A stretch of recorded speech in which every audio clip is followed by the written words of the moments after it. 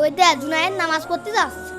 এই সেরাটা দিনে এক ওয়াক্ত নামাজও বাদ দেয় না, ওর কারণে আমার বাড়িতে কথা শোনা লাগে। আমার আব্বা কয় জুনায়েদ 5 ওয়াক্ত নামাজ পড়ে, তুই নামাজ পড়তে পারিস না। আমি তো সারাদিন খেলা করাই সময় পাই না। ওর একটা ব্যবস্থা করতে হবে। এ মার মার মার, এ তোর পিছনে মার। ভাই ওই দেখ জুনায়েদ আবার নামাজ পড়তে আসছে। এই জুনাইদ, এই দাঁড়া দাঁড়া।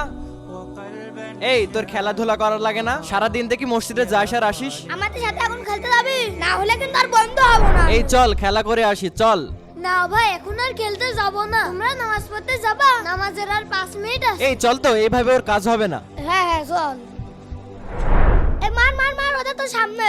ওইটা ভাই ওইটা জুনায়েদ। এই দাঁড়া, এই শোন এদিকে আয়। নে নে, এই তোর দিনে কয় ওয়াক্ত নামাজ পড়া লাগে? তোর জন্য আমার বাড়িতে কথা শোনা লাগে। তোর খেলাধুলা করতে মন করে না, খালি নামাজ নামাজ করিস। নামাজ তো আমরাও পড়ি শুক্রবার শুক্রবারে, সারাদিন কি নামাজ পড়া লাগে? এই রোদ ভিতরে এত ঘন ঘন মসজিদে যা কি হবে? ভাই ভাই আগে আমার কথা শোনো। বাবা আমার ভালো লাগছে না, আমি মসজিদে যাব না। না বাবা, যুদ্ধের ময়দানে পর্যন্ত নামাজ মাফ করা হয়নি। আর আমাদের নবী ইয়াকুব আলাইহিস সালাম তার সারা গায়ে পোকা হয়ে গিয়েছিল, তারপরেও তিনি আল্লাহকে ডাকতে ভুলেননি। কি বলছো? আমি এখন থেকে এক ওয়াক্ত নামাজও কাজা করব না। এজন্য আমি শত কষ্টের ভিতরে মসজিদে নামাজ পড়তে যাই। জুনাইদ, তাহলে আজ থেকে আমরাও 5 ওয়াক্ত নামাজ পড়বো। আরে রমজানে আমি একটা রোজাও বাদ দেবো না। আলহামদুলিল্লাহ। বন্ধুরা কে কে তারাবি পড়ছো? এক্ষুনি ভিডিওতে লাইক করো।